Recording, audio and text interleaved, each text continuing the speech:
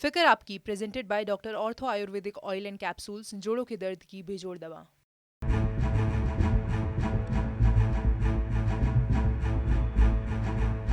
नमस्कार, कैसे हैं आप? फिक्र आपकी में एक बार फिर से आपका स्वागत है। मैं हूं आपके साथ निशान चतुर्वेदी। शुरुआत करते हैं आपकी फिक्र की बड़ी बड़ी खबरों के साथ।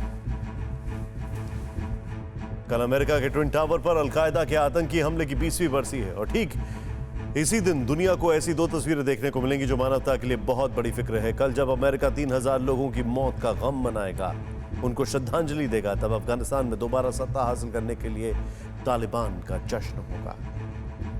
इतना ही नहीं, जिस अमेरिका ने अफगानिस्तान में इंसाफ की लड़ाई छड़ी थी, वो चीन के आगे सरेंडर करता दिख रहा है और ये नए वर्ल्ड ऑर्डर की फिक्र की ओर बढ़ रहा है। फिक्र यह भी है कि कोरोना विलन चीन कामयाब होता दिख रहा है, जो आने वाले दिनों में दुनिया में उथल पुथल की वजह बनेगा। अफगानिस्तान में तालिबान के टेक ओवर के बाद जिस तरह महिलाओं पर जुल्म ढाया जा रहा है, उस पर दुनिया तीखी प्रतिक्रिया देने की परंपरा से आगे नहीं बढ़ रही है। आज हम आधी आबादी की इस फिक्र को अफगानिस्तान की मलालाओं के जुल्मों की कहानी से समझाएंगे और फिर लूट घर की कहानी को आगे बढ़ाएंगे, क्योंकि यह घर घर की एक ऐसी कहानी है जिसमें व्यवस्था कम और एनार्की ज्यादा नजर आती है। हमारा मकसद है कि लोकतंत्र के 3 स्तंभ इसे देखें और मूक दर्शक ना बने रहें।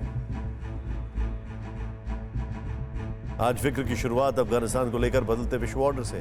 कल काबुल में तालिबान ने एक सरकारी समारोह रखा और जश्न मनाने की तैयारी की है, लेकिन अगर आप गौर करें तो ये वही तारीख है जिस दिन अमेरिका के न्यूयॉर्क शहर में ट्विन टावर पर हमला हुआ और अफगानिस्तान में अमेरिकी युद्ध की शुरुआत हुई थी। अगर अफगानिस्तान में 20 साल तक अमेरिका के बहाए खून पसीने का हिसाब लगाएं तो दुनिया एक ऐसे सुपर पावर मुल्क के लिए इस तरह जले पर नमक छिड़कना बर्दाश्त नहीं हो सकता। लेकिन कल जो 2 तस्वीरें दिखेंगी वो पूरी दुनिया के लिए एक चेतावनी है। अमेरिका जब मातम मना रहा होगा, तब तालिबान जश्न मना रहा हो। 11 सितंबर को अलकायदा के सरगना ओसामा बिन लादेन के आतंकियों ने जब ट्विन टावर पर हमला किया था तो उसकी तस्वीरें देखकर दुनिया दहल गई थी। इसके बाद अमेरिका ने जब अफगानिस्तान में धावा बोला तो सबसे पहले इसी तालिबान को सत्ता से खदेड़ दिया था जो ओसामा के आतंकियों को पनाह देता था। तालिबान के वही चेहरे और अमेरिका के वही मोस्ट वांटेड आतंकी 2 दशक बाद कल के समारोह में नजर आएंगे। घुटना, कंधा या कमर, चाहे जैसा हो दर्द, डॉक्टर ऑर्थो आपको देता है दर्द से पूरी आजादी, एक भरपूर जिंदगी। ये कोई टेम्परेरी पेन किलर नहीं, आयुर्वेदिक औषधि है। यानी ये एक तरह से एक चैप्टर का पूरा हो जाना कहा जा सकता है। लेकिन अब पूरी दुनिया की फिक्र की शुरुआत हो रही है। इस बीच एक खबर मॉस्को से आई जो तालिबान के लिए बहुत बड़ा झटका है। अफगानिस्तान में तालिबान की ताजपोशी में रूस शामिल नहीं होगा। रूस किसी भी तरह से अफगानिस्तान में तालिबान सरकार के उद्घाटन समारोह में भाग नहीं लेगा। ये वाकई रूस के बदले हुए रुख का संकेत है, लेकिन पंजशीर से आ रहे संकेत डराने वाले हैं। पंजशीर में तालिबान विद्रोह को कुचलने के लिए क्रूरता की हद पार कर रहा है। तालिबान ने अफगानिस्तान के पूर्व उपराष्ट्रपति अमरुल्लाह सालेह के बड़े भाई रोहुल्लाह सालेह की बेरहमी से हत्या कर दी। रोहुल्लाह सालेह को पंजशीर घाटी में ही मौत के घाट उतार दिया गया।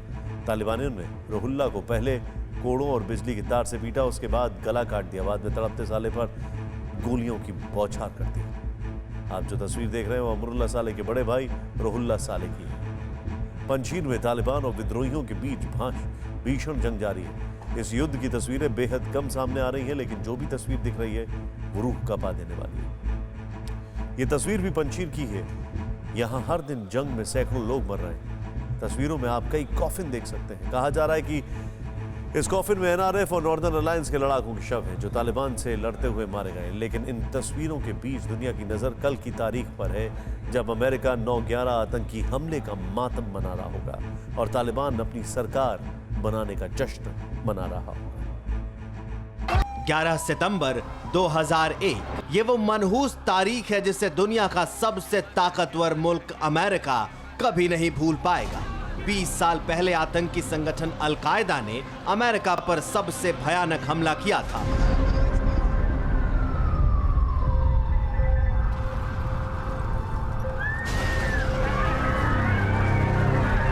अलकायदा के आतंकियों ने प्लेन हाईजैक करके वर्ल्ड ट्रेड सेंटर के ट्विन टावर और पेंटागन मुख्यालय को टारगेट किया था।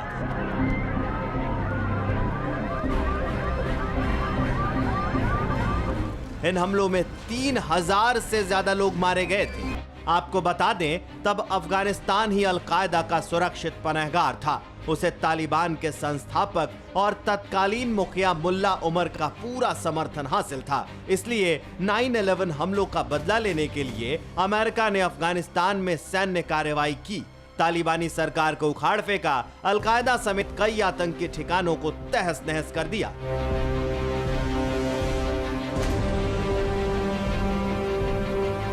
लेकिन अब 20 साल बाद हालात बदल चुके हैं। अमेरिकी सैनिक अफगानिस्तान से लौट चुके हैं। पठान लैंड में दोबारा तालिबानी हुकूमत कायम हो चुकी है और अब खबरों के मुताबिक तालिबान सरकार 11 सितंबर को शपथ ग्रहण करने जा रही है।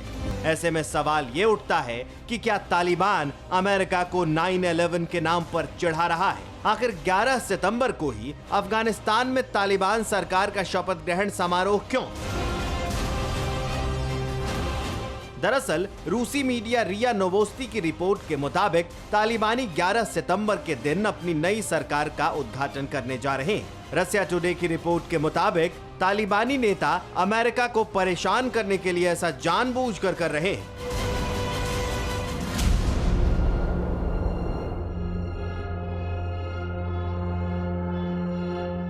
बताया जा रहा है कि तालिबान ने शपथ ग्रहण समारोह की पूरी तैयारी कर ली है।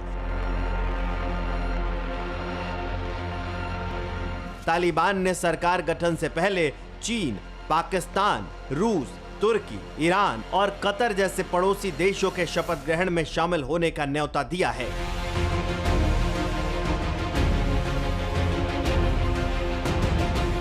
आपको बता दें कि तालिबान ने 3 दिन पहले 7 सितंबर को अंतरिम सरकार के गठन का ऐलान किया था, जिसमें वैश्विक आतंकी मुल्ला हसन अखुंद को इस्लामिक अमीरात अफगानिस्तान का प्रधानमंत्री नियुक्त किया गया और अमेरिका के मोस्ट वांटेड आतंकी सिराजुद्दीन हक्कानी को तालिबान सरकार में गृह मंत्री बनाया गया, जिसके बाद से अमेरिका तालिबान के खिलाफ तिलमिलाया हुआ है। और कल 9/11 की 20वीं बरसी वाले दिन जब अमेरिका मातम मना रहा होगा, तब तालिबान सरकार शपथ ग्रहण का जश्न मनाएगी।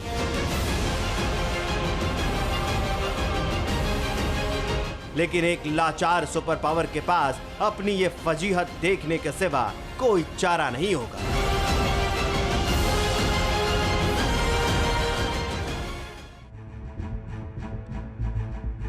तालिबान के नए गुरु चीन के साथ भी रिश्ते को लेकर अमेरिका की आलोचना होने लगी है। दरअसल जिस चीन के साथ पिछले 1.5 साल अमेरिका की तलवारें खिंची रही, अमेरिकी अदावत के चलते दुनिया भर के देशों ने ड्रैगन को दुश्मन बना लिया, उसी मुल्क के साथ अब अमेरिका रिश्ते सुधारने की कवायद कर रहा है। 7 महीने बाद यूएस प्रेसिडेंट बाइडेन और चीन के राष्ट्रपति शी जिनपिंग के बीच करीब 1.5 घंटे तक फोन पर बातचीत हुई। ये तस्वीरें इस बात की तस्दीक कर रही हैं कि सुपर पावर की जंग में टेंशन कितनी हाई है। दक्षिण चीन सागर को अमेरिका और चीन ने ब्लू बैटल ग्राउंड में तब्दील कर दिया है। हाल ही में अमेरिका ने इस नीले रण क्षेत्र में 2 एयरक्राफ्ट कैरियर और बड़ी संख्या में लड़ाकू विमान तैनात किए, जिससे घबराए चीन ने भी अपने कृत्रिम द्वीपों पर फाइटर जेट तैनात कर दिए। गुरुवार और शुक्रवार को लेझाऊ प्रायद्वीप के पश्चिमी इलाके में चीन ने जोरदार युद्धाभ्यास किया। मतलब साउथ चाइना सी में चीन और अमेरिका के बीच वार पलटवार जारी है। इसके अलावा अमेरिका चीन के साइबर सुरक्षा उल्लंघन, कोरोना महामारी में बीजिंग की भूमिका और चीन के प्रतिरोधी और अनुचित व्यापार प्रथाओं से भी नाराज है, जिसके चलते अमेरिका ने चीन से सारे नाते रिश्ते तोड़ दिए। चाइनीज वायरस के नाम पर अमेरिका में राष्ट्रपति चुनाव तक लड़े गए और चीन को अलग थलग करने के लिए अमेरिका ने पूरा जोर लगा दिया। लेकिन अब अमेरिका और चीन से जो खबर आ रही वो पूरी दुनिया को चौंका रही है। अमेरिका और चीन में तनाव के बीच 7 महीने में पहली बार जो बाइडेन और शी जिनपिंग ने एक दूसरे से फोन पर सीधी बात की है। अमेरिका के व्हाइट हाउस और चीन के सरकारी मीडिया ने दोनों नेताओं के बीच बातचीत की पुष्टि भी की। व्हाइट हाउस के मुताबिक दोनों नेताओं के बीच करीब 90 मिनट तक बातचीत हुई, जिसमें जो बाइडेन ने इंडो पैसिफिक और पूरी दुनिया में शांति, स्थिरता और समृद्धि का मुद्दा उठाया। इसके अलावा दोनों नेताओं ने प्रतिस्पर्धा सुनिश्चित करने के लिए दोनों देशों की जिम्मेदारी पर चर्चा की। मतलब बाइडेन ने इस बात पर जोर दिया कि अमेरिका और चीन के रिश्तों को किस तरह से बढ़ाया जाए। चीनी मीडिया ने भी कहा कि शी और बाइडेन की बातचीत खुले दिल से हुई और काफी विस्तृत रही। लेकिन चीन के भोपू मीडिया ग्लोबल टाइम्स ने जो दावा किया है वो अमेरिका की फजीहत करा रहा है। ग्लोबल टाइम्स के मुताबिक जो बाइडेन ने जिनपिंग के साथ बातचीत में कहा है कि अमेरिका का वन चाइना प्रिंसिपल को बदलने का कोई इरादा नहीं है। इसके अलावा अमेरिका ने द्विपक्षीय संबंधों को वापस पटरी पर लाने की दिशा में काम करने पर सहमति जताई और गलतफहमी से बचने के लिए चीन के साथ अधिक स्पष्ट संवाद के लिए तैयार है। तो यहाँ सवाल ये उठता है कि जो अमेरिका चीन को कोरोना के लिए जिम्मेदार ठहरा रहा था, जो अमेरिका चीन को तकनीक चोर बता रहा था, उस चीन से अमेरिका को रिश्ते सुधारने की जरूरत क्यों पड़ी? क्या चीन की ताकत के सामने अमेरिका खुद को कमजोर मानने लगा है? अमेरिका की इकोनॉमी अभी काफी बदहाल है, कमजोर चल रही है।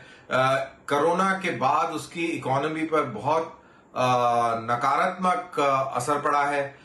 वहां की पॉपुलेशन के अंदर भी एक किस्म की मायूसी है, क्योंकि अभी इस समय अमेरिका बहुत बैकफुट पे है। पहले वो अपने आप को संभालेगा और उसके बाद में दुनिया के अंदर पुलिसिंग का रोल दोबारा इख्तियार करेगा। तो इसमें कोई दो राय नहीं, आज चीन उभरती हुई अर्थव्यवस्था है और चोरी की टेक्नोलॉजी के बूते ही सही आज बीजिंग सुपर पावर बनने की ओर बढ़ रहा है। इसकी तस्दीक द नेशनल इंटरेस्ट में प्रकाशित एक रिपोर्ट भी करती है। इस रिपोर्ट के मुताबिक दुनिया की अगली महाशक्ति बनने के लिए बीजिंग मुख्य रूप से आर्थिक, औद्योगिक और तकनीकी टारगेट का पीछा कर रहा है, जो चीन की इकोनॉमी और आईटी सेक्टर को लाभ प्रदान करेगा, चाहे वो F-35 या फिर F-22 जैसे अमेरिकी विमानों और मिसाइल प्रौद्योगिकी के ब्लूप्रिंट की चोरी क्यों ना हो। चीन इसके लिए जासूसी का सहारा ले रहा है। बताया जाता है कि चीन की इस चोरी से अमेरिका को प्रतिवर्ष 200 से 600 बिलियन डॉलर का नुकसान हो रहा है। यानी चीन का ये खुफिया अभियान अमेरिका की राष्ट्रीय सुरक्षा और आर्थिक समृद्धि के लिए एक गंभीर खतरा है। बावजूद इसके अगर अमेरिका चीन के खिलाफ सख्त रुख छोड़कर गुफ्तगू पर उतर आया है तो इसका संदेश साफ है। अमेरिका अगर चीन के आगे सरेंडर करने के मोड में आ चुका है तो आगे का वर्ल्ड ऑर्डर भी साफ है। और आगे बढ़ने से पहले आपको एक अफगान बच्चे का दर्द सुनाते हैं जो अपने परिवार के साथ भारत आया। आज दिल्ली के 3 मूर्ति भवन के सामने अफगान नागरिकों ने प्रदर्शन किया और उन प्रदर्शनकारियों में शामिल एक बच्चे से हमारी संवाददाता श्रद्धा चतुर्वेदी ने बात की। घुटना, कंधा या कमर, चाहे जैसा हो दर्द, डॉक्टर ऑर्थो आपको देता है दर्द से पूरी आजादी, एक भरपूर जिंदगी। ये कोई टेम्परेरी पेन किलर नहीं, आयुर्वेदिक औषधि है। नेहरू तारामंडल के बाहर इस वक्त मैं मौजूद हूँ और यहाँ पर आप देखेंगे कि ये बच्चा है, उसने भी एक बैनर लिया हुआ है। आप यहाँ पे प्रोटेस्ट के लिए आए हैं? हाँ, मैं यहाँ पे अपने देश के लिए आया हूँ ताकि भारत और बाकी सारे देश हमारे देशों को बचाए। वो क्यों हमारे देश को नहीं हमने तो हर वक्त हर टाइम उनके देशों को बचाया है, तो वो आज हमारे मुश्किल वक्त में वो क्यों हमारे देश को नहीं बचाना चाहते।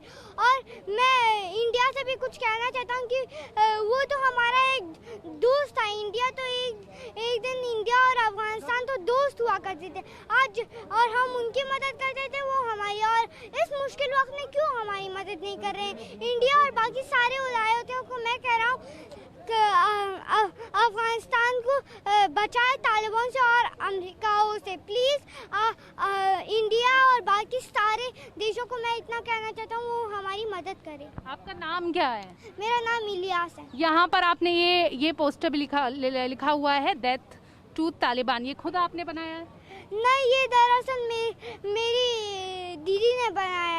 मैं बस इतना दिखाने आया हूँ कि हम तालिबान और अमेरिकाओं से नफरत करते हैं। हम तो पहले अमेरिकाओं से प्यार से बात करते थे, पर अब जब उन्होंने हमारे देश को ऐसा किया है तो हम उनके साथ नफरत करते हैं। हमने तो उनका कुछ नहीं बिगाड़ा और हमने बिल्कुल भी कुछ भी नहीं किया, और तो वो क्यों हमारे जान के पीछे लगे हुए हैं। हमने उनके पास खाना जीना सब कुछ है, हमें भी सुकून से रहने दें। हमारा क्यों खाना जीना सब कुछ खराब करते हुए।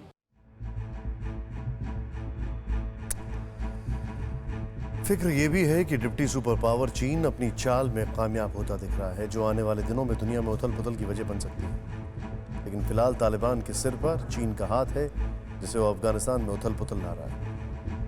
अफगानिस्तान में तालिबान के टेकओवर के बाद जिस तरह महिलाओं पर जुल्म ढाया जा रहा है, उस पर दुनिया तीखी प्रतिक्रिया देने की परंपरा से आगे नहीं बढ़ पा रही। हालात ऐसे हैं कि कई सुपर पावर देश भी चुप बैठे हैं। ऐसे में अफगानिस्तान की आधी आबादी की फिक्र बढ़ती जा रही है। इसीलिए आज हम आपको आधी आबादी की इस फिक्र को अफगानिस्तान की मलालाओं के जुल्मों की कहानी से समझाएंगे। रिपोर्ट देखिए। अफगानी महिलाओं का ये विरोध, ये गुस्सा, ये चीख, ये लाचारी, ये तालिबान राज की संपूर्ण व्याख्या है। ये आधी आबादी का डर और आशंकाओं की विवेचना है। ये चीत्कार तालिबान के दोहरे चरित्र का विश्लेषण है। टेलीविजन स्क्रीन पर दिख रही ये तस्वीरें भले ही चंद मिनटों की हैं, लेकिन इसमें तालिबानियों के चंगुल में फंसी अफगानिस्तान की महिलाओं की छटपटाहट छिपी है। शरिया कानून के नाम पर कैद करने की तकलीफ छिपी है।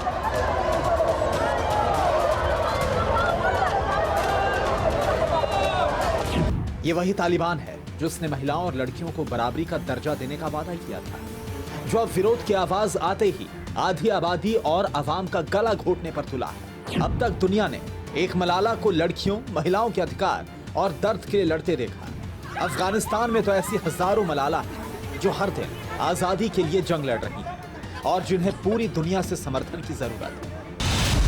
राहत यह है कि महीनों के महाअत्याचार के बाद ही सही, लेकिन महिलाओं की इस मुसीबत की प्रतीक बन चुकी मलाला यूसुफजई ने भी जुबान खोली। संयुक्त राष्ट्र सुरक्षा परिषद की बैठक में आप बीती सुनाई है और दुनिया से आगे आने की मांग की है।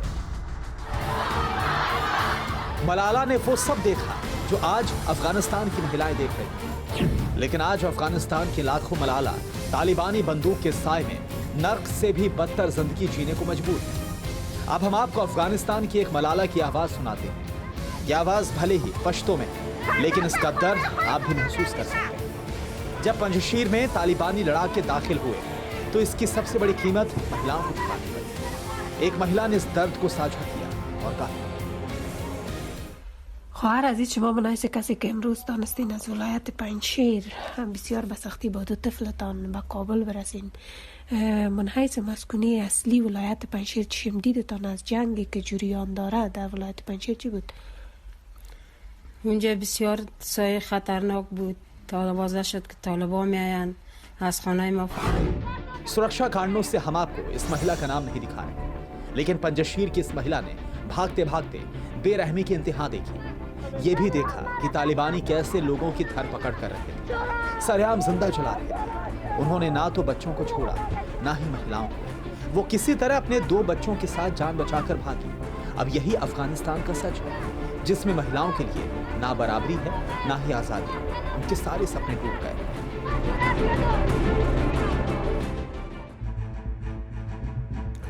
तालिबान को स्वीकार करने के फैसले की सबसे बड़ी कीमत महिलाओं को चुकानी पड़ी है। आए दिन महिलाओं को लेकर तालिबान का नया फरमान सामने आ रहा है और हर दिन तालिबान के चेहरे से मुखौटा हट रहा है। तालिबान कह रहा है कि महिलाओं का काम सिर्फ बच्चे पैदा करना है। महिलाएं मंत्री नहीं बन सकती हैं। महिलाएं मंत्री क्यों नहीं बन सकती हैं, इसे लेकर जब टीवी स्टूडियो में तालिबान सरकार के प्रवक्ता से सीधे सवाल किए गए तो बिफर गया। तालिबान प्रवक्ता ने महिलाओं के लिए बहुत आपत्तिजनक शब्दों का इस्तेमाल किया। आपको दिखाते हैं तालिबान प्रवक्ता का वो इंटरव्यू जिसमें तालिबान का क्रूर और बर्बर चेहरा खुलकर सामने आ गया। तालिबान राज में महिलाओं का भविष्य क्या होगा, इसकी तस्वीर बिल्कुल साफ हो गई। अफगानिस्तान में महिलाओं का मुकद्दर क्या होगा, ये तालिबानी प्रवक्ता ने बयां कर दिया। तालिबानी प्रवक्ता ने अपने इंटरव्यू में आधी आबादी को लेकर जो कहा है, उसके आगे अब कुछ भी कहना बाकी नहीं रह जाता। ये तो महिलाओं के बारे में तालिबान के ख्यालात का नमूना भर है। इस प्रवक्ता ने तो महिलाओं के बारे में ऐसे कई अश्लील और शर्मनाक शब्द कहे कि उससे हम आपको सुना तक नहीं सकते। इस तालिबानी प्रवक्ता से जब किसी महिला को मंत्री ना बनाए जाने को लेकर सवाल पूछे गए तो देखिए कैसे बुरी तरह से बौखला गए। महिलाओं को लेकर यह तालिबान की सोच है, बेतुकी दलील है। यकीन नहीं होता कि तालिबानी इसी दुनिया में जीते हैं। सरकार बना ली, कैबिनेट घोषित कर दी, लेकिन सोच नहीं बदली। अब तो तालिबान राज में महिलाओं को सरकारी पदों और तालीम में बराबरी मिलेगी, ये तो सोचना भी दूर की बात है। सरकार बनते ही 4 दिनों के अंदर तालिबान का असली कट्टर चेहरा सामने आ गया है। लेकिन तालिबान के विरोध की आवाज अभी भी दबी नहीं है और इसकी एक बानगी देखिए। पंजशीर से शुरू हुआ प्रतिरोध अब एक बार फिर काबुल तक पहुंच गया है, जिस शहर में चप्पे चप्पे पर तालिबानी है, जहां क्रूर बद्री बटालियन पेट्रोलिंग कर रही है। सैकड़ों अफगानी युवा काबुल की सड़कों पर साइकिल रैली निकालकर पंजशीर के लड़ाकों का समर्थन कर रहे हैं। बेखौफ होकर अहमद मसूद के समर्थन में नारे लगा रहे हैं और नेशनल रेजिस्टेंस फोर्स का झंडा भी लहरा रहे हैं। ये तस्वीर इस बात की तस्दीक है कि अफगानिस्तान की आवाम ने तालिबानी बंदूकों के सामने घुटने नहीं टेके। विरोध की चिंगारी अभी बाकी है।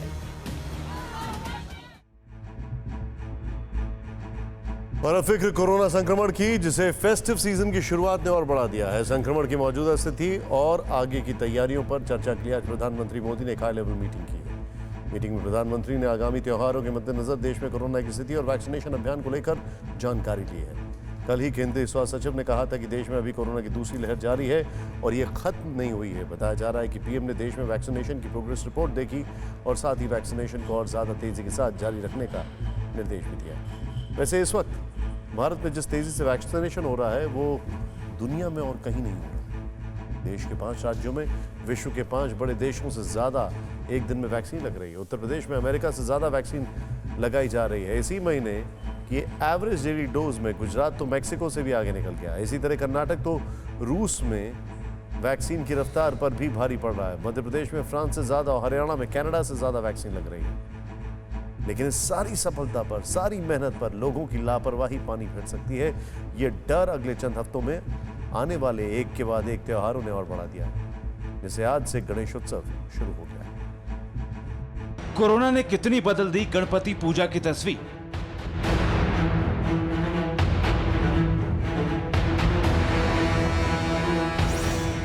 गणपति पंडालों में नियमों का पालन या उल्लंघन।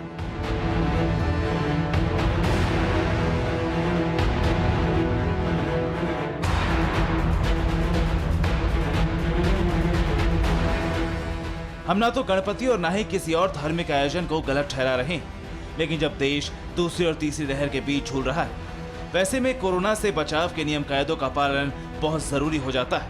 और एक जिम्मेदार न्यूज चैनल होने के नाते हमारा आपको ये बताना और दिखाना भी जरूरी हो जाता है कि नियमों का पालन हो रहा है या नहीं। सबसे पहले आपको ले चलते हैं लाल बाग के राजा के दरबार में, जहां भक्तों की भीड़ का सैलाब उमड़ा था। जहां इस बार गाइडलाइंस के मुताबिक सिर्फ पुजारी और आयोजक ही नजर आए। लालबाग के राजा की मूर्ति 15 फीट ऊंची होती थी, लेकिन इस बार गाइडलाइंस के मुताबिक सार्वजनिक गणपति पंडालों में मूर्ति 4 फीट से ज्यादा ऊंची नहीं हो सकती। इस नियम का भी पूरी तरह पालन किया गया है। पंडाल के अंदर की तरह ही बाहर उस रास्ते पर भी सन्नाटा दिखा, जहां कोरोना काल से पहले लाइन में खड़े भक्त दिखाई देते थे। लेकिन कोरोना की वजह से भक्तों के आने पर रोक लगा दी गई। सिर्फ ऑनलाइन दर्शन की इजाजत है। घुटना, कंधा या कमर, चाहे जैसा हो दर्द, डॉक्टर ऑर्थो आपको देता है दर्द से पूरी आजादी, एक भरपूर जिंदगी। ये कोई टेम्परेरी पेन किलर नहीं, आयुर्वेदिक औषधि है। मुंबई में गणेश उत्सव की शुरुआत हो चुकी है, लेकिन आपको हम दिखाना चाहेंगे कि मुंबई का सबसे बड़ा जो पंडाल माना जाता है, सबसे बड़ा गणेश उत्सव मनाया जाता है लाल बाग के राजा। और यहाँ पे किस तरह से सन्नाटा पसरा है। धारा 144 लगी हुई है मुंबई में, पूरी पुलिस बंदोबस्त लगा हुआ, कोई भी अंदर जाकर प्रत्यक्ष दर्शन नहीं कर सकता। जिस वक्त टीवी9 भारतवर्ष के संवाददाता अखिलेश तिवारी लालबाग के राजा के दरबार से रिपोर्ट भेज रहे थे, उसी वक्त संवाददाता अश्विनी पांडे गिरगांव चौपाटी के राजा के दरबार में पहुंचे और देखा कि गाइडलाइंस का पालन हो रहा है या नहीं। इस वक्त मैं हूं गिरगांव चौपाटी का राजा गणपति पंडाल में। आप तस्वीरें देखिए, ये पंडाल एक समय ऐसा था कि बहुत बड़ा हुआ करता था, लेकिन जिस तरह से कोरोना संक्रमण ने सब कुछ हर चीज पर रोक लगाई है, उसी तरह से गणेश उत्सव जिस तरह से मुंबई और पूरे महाराष्ट्र में धूमधाम से मनाया जाता था, उस पर भी कहीं ना कहीं रोक लग गई है। ये जो पूरा एरिया है ना, पूरा मंडप रहता था और बहुत बड़ी मूर्ति थी। 13-14 फीट की तो लाती ही थी, लेकिन अभी 2 बरस से हम लोग छोटा किया और 1.5 दिन का किया। देख रहा हूँ आप लोग सारा प्रोटोकॉल लगभग फॉलो कर रहे हैं नियमों का। ये पुलिस भी आ रही है यहाँ पे देखने के लिए। ये देखिए, ये उनकी डायरी है। अच्छा। हाँ, वो उन लोग आते हैं तो यहाँ पे एंट्री करते हैं, सब लिखते हैं। गणेश पंडालों में तो नियम कायदों का पालन किया जा रहा है, लेकिन उन बाजारों का क्या जहां से लोग फल फूल माला और पूजा का सामान खरीदने जाते हैं।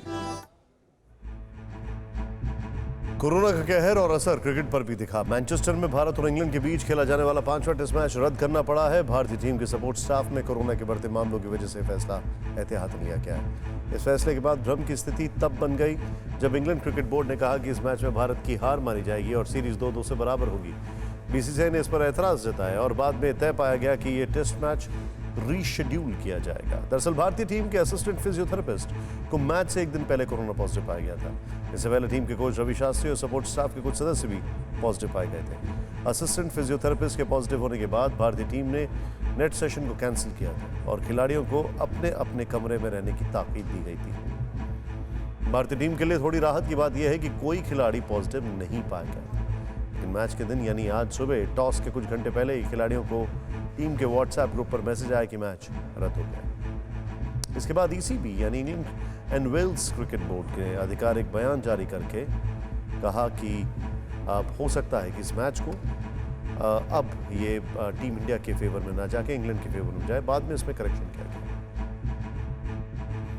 लूटघर में आप देख रहे हैं हरियाणा के खोरी गांव की ग्राउंड रिपोर्ट। अरावली की पहाड़ियों पर बसे इस गांव के हजारों घरों को सुप्रीम कोर्ट के आदेश पर तोड़ दिया गया। हमने आपको गांव के लोगों की शिकायत सुनाई और उन अधिकारियों का भी बयान सुनाया जिन्होंने माना कि अवैध मकानों के निर्माण को लेकर कहीं ना कहीं प्रशासन भी जिम्मेदार है। आज हम वन विभाग के उन अफसरों से बात करेंगे जो अतिक्रमण के वक्त फरीदाबाद में फॉरेस्ट डिपार्टमेंट के मुखिया थे।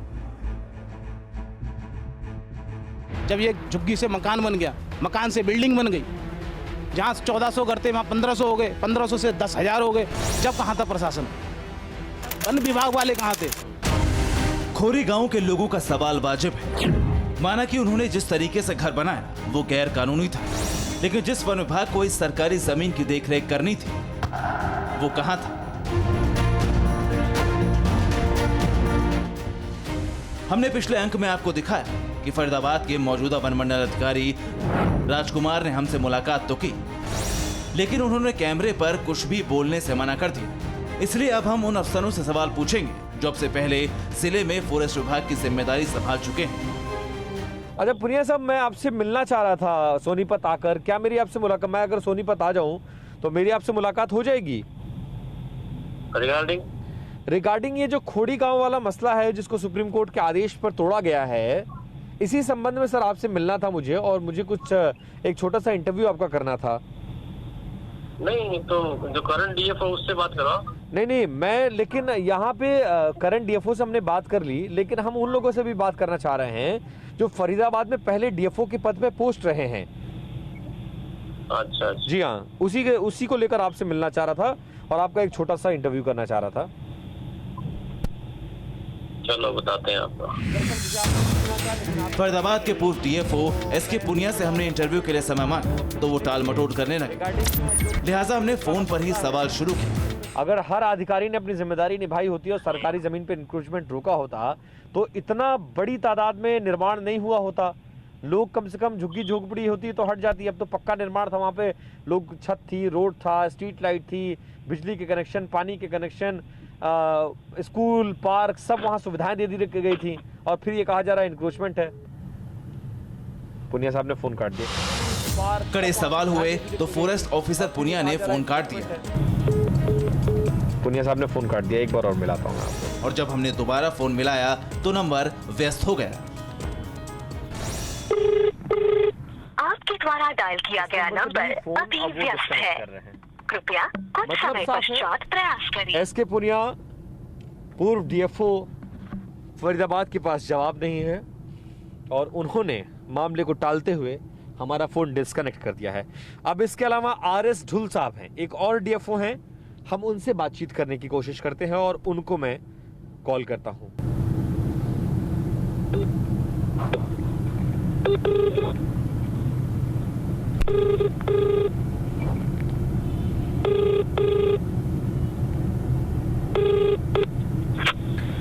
हेलो, ये आरएस ढुल साहब डीएफओ साहब बोल रहे हैं? हाँ जी बोल रहा हूँ। सर इससे पहले आप फरीदाबाद में पोस्टेड थे, कैथल से पहले। सर मेरा नाम विपिन चौबे है और मैं TV9 Bharatvarsh news channel Delhi से बोल रहा हूँ। आरएस ढुल से बातचीत में हमने जैसे ही खोरीगांव का जिक्र किया, वो तुरंत मामले को फरीदाबाद के मौजूदा डीएफओ पर टालने लगे। लेकिन सर, इसमें आरोप ये लग रहे हैं कि जो पूर्व के डीएफओज रहे हैं और जिनके अंडर में ये जमीन थी, उन्होंने अपनी जिम्मेदारी नहीं निभाई, जिसके चलते यहाँ पर इतना इंक्रोचमेंट हो गया। का मैं कोई जवाब नहीं दे सकता जी। आप जो करंट वो हैं वहीं से आप लीजिए तो। लेकिन सर, आप ये बताइए, जब आप वहाँ पे पोस्ट थे तो आपने इंक्रोचमेंट को रोकने की कोशिश की थी? ओहो, ये आप वैसे क्वेश्चन पूछे जा रहे हैं, मैं इनका कोई जवाब नहीं दे सकता। सवाल से खींचकर आरएस ढुल ने फोन काट दिया, तो हमने एक और कोशिश की। मैं एक बार और कोशिश करता हूं कि शायद उनसे बातचीत हो जाए।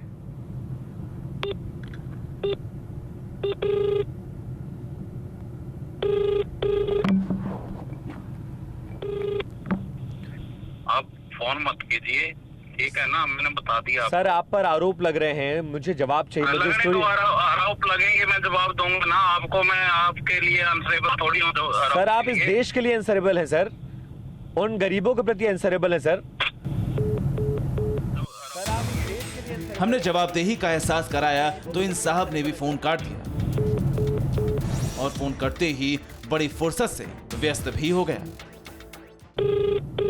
आपके द्वारा डायल किया गया नंबर अभी मेरा फोन नहीं उठाएंगे। ये इन दो डीएफओज की कहानी है जो जिम्मेदार पदों पर हैं, जिनके अंडर में खोड़ीगांव की जमीन आती थी। इनकी जिम्मेदारी थी कि सरकारी जमीन पर अवैध निर्माण को रोका जाए, लेकिन ये अधिकारी अपनी जिम्मेदारी को निभाने में कामयाब नहीं हुए और अब सामने आकर जवाब देने की बजाय बचने की कोशिश कर रहे हैं। दिल्ली और फरीदाबाद में अरावली की जो हरी भरी पहाड़ियां हैं, उन्हें कुदरत का फेफड़ा भी कहते हैं। यानी इन जंगलों से इंसान को ऑक्सीजन मिलती है। जाहिर है किसी भी कीमत पर अरावली को बचाया जाना चाहिए, लेकिन हम ये मानते हैं कि जितना जरूरी अतिक्रमण को हटाना है, उतना ही जरूरी अतिक्रमण को रोकना भी है। और अब फटाफट खबरें। देश के लिए आई अच्छी खबर। देश के इंडस्ट्रियल प्रोडक्शन में 11.5% का इजाफा।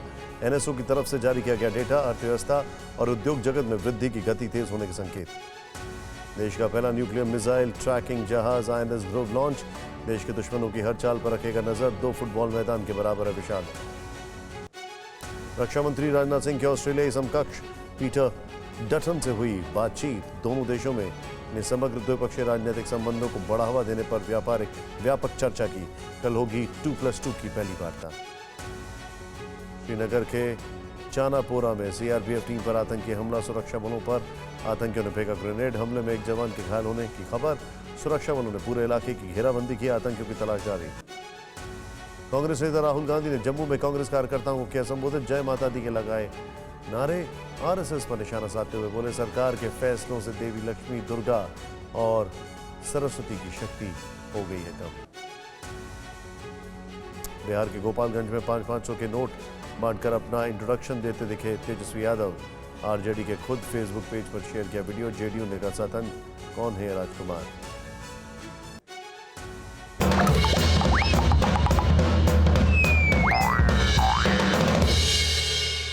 बर्थडे पर सुई लगेगी। पीएम के जन्मदिन पर वॉलंटियर्स कोविड वैक्सीन लगाएंगे। बढ़िया है, उसी तर्ज पर है जिस पर पीएम चलते हैं। आज दर्द सह लो, कल आराम रहेगा। आज की चुभन कल मौत से बचा लेगी। आज का छोटा कष्ट कल के बड़े कष्ट से बचाएगा।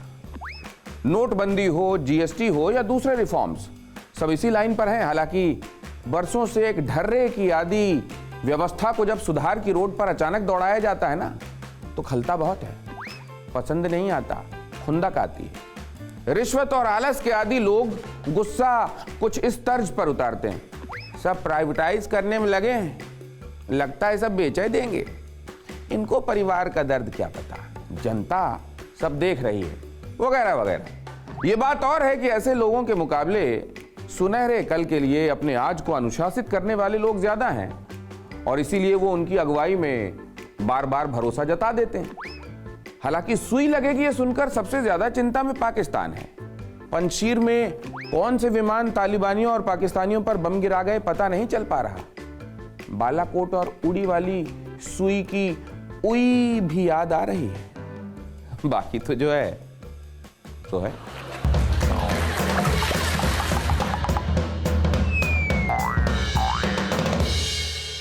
परवाह देश की, सोमवार से शुक्रवार रात 10 बजे TV9 भारतवर्ष पर।